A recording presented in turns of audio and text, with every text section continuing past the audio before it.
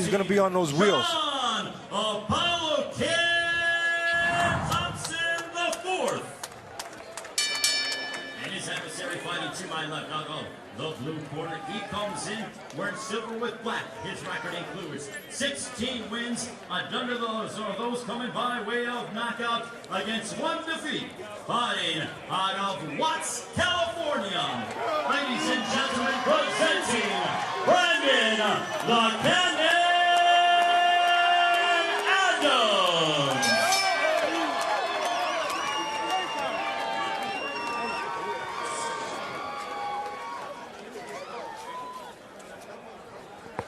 So sometimes there's an X factor in a fight. And what is it here, Teddy? Well, Adams had to lose weight at the weigh-in yesterday. He was overweight, 2.5 pounds. Came in at 154.8, made multiple efforts to get down to the contracted 154. Going to pay a little price for that in the purse, but obviously doesn't impact this tournament in fighting for the finals here of the Boxino belt. All right, here we go. So this is it. Both guys have worked their way through the bracket to arrive at this point. Junior middleweight, Boxino finals. Adams should be too strong, I think, for the man in front of him. But to be too strong, he has to get close. It's up to Adams Thompson. gets close right away. Yep. And they are scoring that as a knockdown. Well, as I said, he's too strong for him, and he's got to get close. And if that's any indicator, oh, it's going to be not a long night for Thompson, but maybe a short one. That was more of just an awkward bull rush, and Thompson's legs gave way, but a knockdown scored in the first 30 seconds here. Bull rush or not, what matters is Adams is getting close. Yep. And again, Thompson cannot afford the strong Adams. Oh, he catches him that time, Teddy. Good work, but Adams stands right in the pocket, but Thompson put together about 3 punches that landed flush. What Thompson has to do is use those legs and make Adams pay for real estate. Adams, the shorter man, he's got to go up that hill to get in. He's got to make him pay to go up that hill if you're Thompson. Charge him for real estate.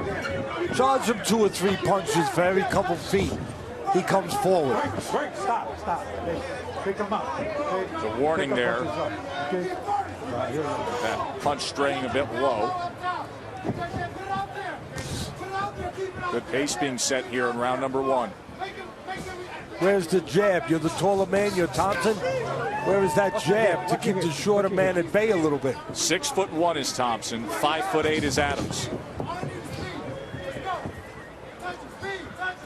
Even though a knockdown right there, fill that space, and Seth Adams comes forward with a right hand. Well, even though a knockdown was scored here, and if you go along with the judges, and we're going to get a better look at it because we do have the video to look at, but if you go along with the judges, it might be a 10-8 round for Adams, but Thompson is acquitting himself pretty good. What I like is he's looking again to make Adams pay to get in.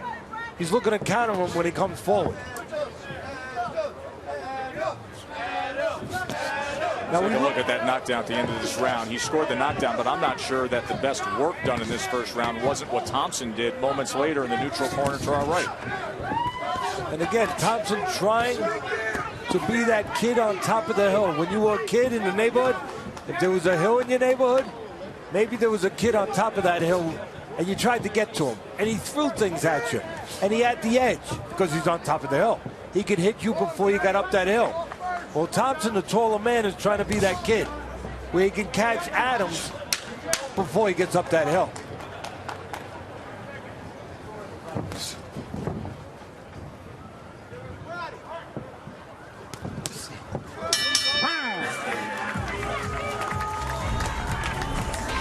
ESPN Friday Night Fights is presented by Corona Extra, who invites you to find your beach. And in part by Cialis. And by T-Mobile, switch to the Data Strong Network. Some of our crew members through the 17+ years of Friday Night Fights. I would Truly say our it's some family of on our the road. family. Truly our family on the road. That is our family. And those are Vance and Mac and all the guys, and they've been away for their family week after week. and we have bonded with them, and they mean the world to us, and we cannot thank them enough for bringing you this series week in and week out for all these years. Tonight is our series finale of Friday Night Fights. Here's the knockdown in round one. Right hand to the body. That was a slip. That wasn't really from the punch. I mean, a left hand landed. There's the right to the body. Good punch. Here comes a left hook. Not a good punch. Didn't do damage. And the legs of Thompson looking to flee, you know, looking to pull back, looking to get away from the strong Adams. Lost his balance, went down. Teddy, it's not a 10-8 round. No, I have it at 10-9 because, well, I have the benefit of seeing that. But, and I'm going to use I don't it. even know if it felt that way even before you look at replay, did it? No, because Thompson, and you brought it up pretty well, Thompson landed enough of his share of counterpunches as Adams was trying to get up that hill, as I was talking about, where it was not a 10-8 round. It was Thompson's Adams round, but not by that much. More importantly, though, for us and for the fans, Thompson is showing you that he has a pretty good idea. He's not using the jab enough, but he's got a pretty good idea. Oh, it's a right hand from Adams. Of where he needs to be, on the outside, and trying to do that. Trying to counter when Adams comes in. In other words, let Adams take the risk, because he's going to take the risk. I mean, that's his style. You know, he's going to be like Pacquiao needed to be against Mayweather. He's going to have to come forward. And Thompson's going to try to do that. Do that! John Thompson hit the 1-2 and then followed it up. And now he's on the attack against Brandon Adams. He has been the unexpected story of Boxino, and he scores a thudding knockdown here in round number 2. He's the Cracker Jack surprise. He really is. And a lot of time left. John Thompson on the attack against Brandon Adams. Here he comes. It's nice playing with house money, isn't it? When you're a guy that wasn't even supposed to be in this tournament. An alternate the day before the tournament started, now trying to close the show against the powerful Brandon Adams. Adams covering up. Oh, he got him bad. Oh, he's in bad shape. He is in bad shape, and they're going to let this go. He's stumbling around the ring like a fish. Wow. A lot of referees would have stopped him right there. We'll see. Look at his feet underneath him. Spaghetti noodles. We're going to let this go. I think he's making a big mistake, the referee here. Thompson on the attack with 45 seconds to go. Oh, he's destroying Adams. Stop this fight. You got to stop it. Adams can barely hold himself up, and David Mendoza did not stop the fight until that moment. Boxino champion at 154 pounds in impressive fashion is John Thompson.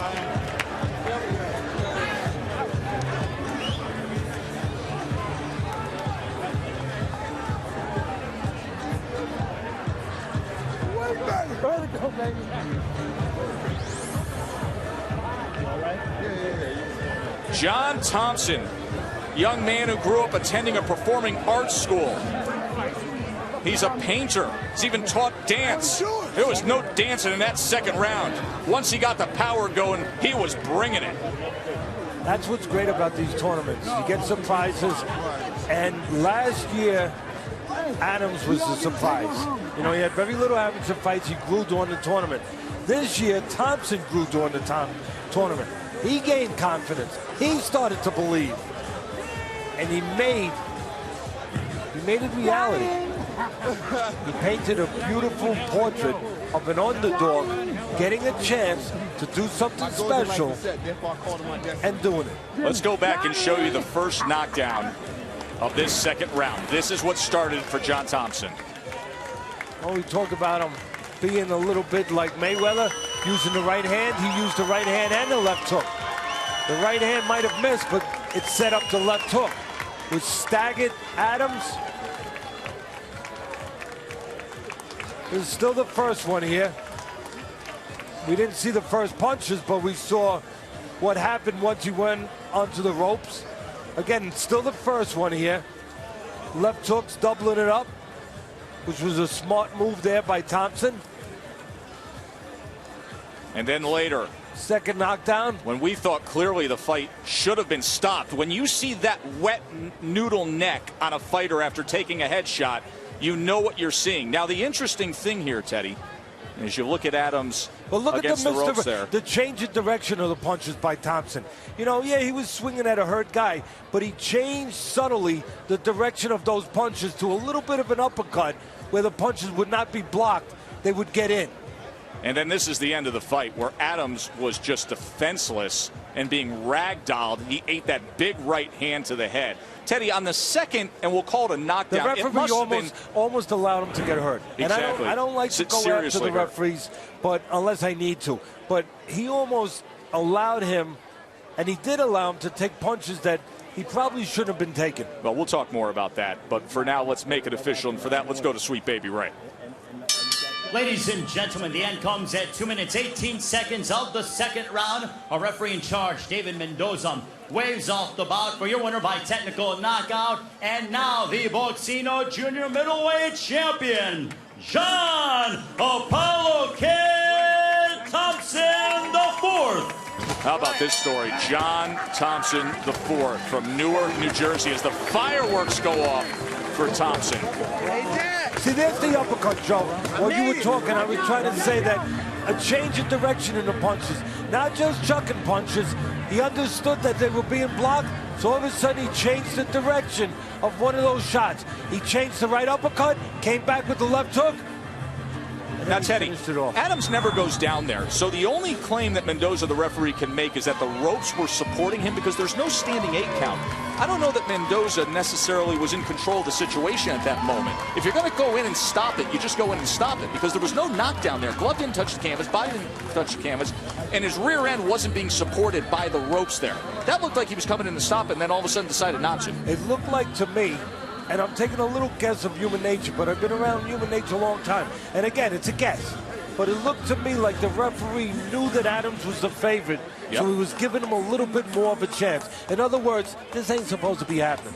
He's not supposed to be getting knocked out here in the second round. I'm going to give him more of a chance than I would have given Thompson. And it's not favoritism. I don't think he would have given Thompson that chance because Thompson was the underdog. He was a 6-1 underdog in Las Vegas. So I think that if Thompson was in that shape, he would have said, yep, just what we thought was going to happen. I better stop this. But because it was the favorite, because it was Adams, the guy who was supposed to win, he gave him a longer chance. Hey, the 6-1 dog has a belt around his waist, and he's with Bernardo. Bernie? Thank you very much.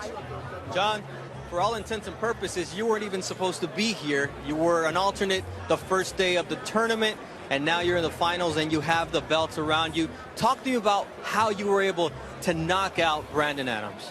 Firstly, you know, I mean, everybody talks about how weak I'm supposed to be. I'm a skinny guy, you know. Don't get me wrong, you know, I'm strong. I just don't throw all power punches. It's pointless, you know. I was going to actually wait for him to punch himself out. I figured he'd get tired around 3rd or 4th round. But, I mean, he was swinging for the sky, and I saw the opening, and I went for it. This is only your 6th knockout in your pro career. Walk me through those left hands that made such a difference. Well, I knew that, you know, when you're unconscious and you're trying to get your bearings together, you know, you can't really, your peripheral vision isn't as sharp as it's supposed to be. It's a little impaired. So I knew the left hooks would be more difficult for him to actually vision. So that's what I was throwing, left hooks and right uppercuts. You had to get up off the canvas in the first round. Walk me through what happened in your corner and how they kept you calm. Well, they just told me to, you know, stick with the game plan and keep boxing. I'm not sure how, but I stepped on something over there. I'm like, y'all just stepped. It felt like I just stepped out the ring. I'm like, I flipped. He's like, it's okay. He's like, he hit you at the same time. I'm like, it's all good. It's nothing. I'm a victor. I'm gonna come back. Willie Monroe got his title shot after winning the Boxino tournament. What does winning this tournament mean to you? Well, for me, this is right here is new beginnings. This is a whole new beginning. We're in a whole different ball game. This is where I wanted to be at. This is where I was supposed to be at. This is where I was meant to be at. My goals in life were set. Therefore, I call them my destiny. Thank you very much. The artist painted on tonight's canvas here in the Friday Night Fights finale. One more thing. I want to say this. This belt right here, this belt belonged to my father right here. You know what I'm saying? My father been training me since I was 4 years old up until now. And I want y'all to know that. But if you want this belt, you still got to come through me.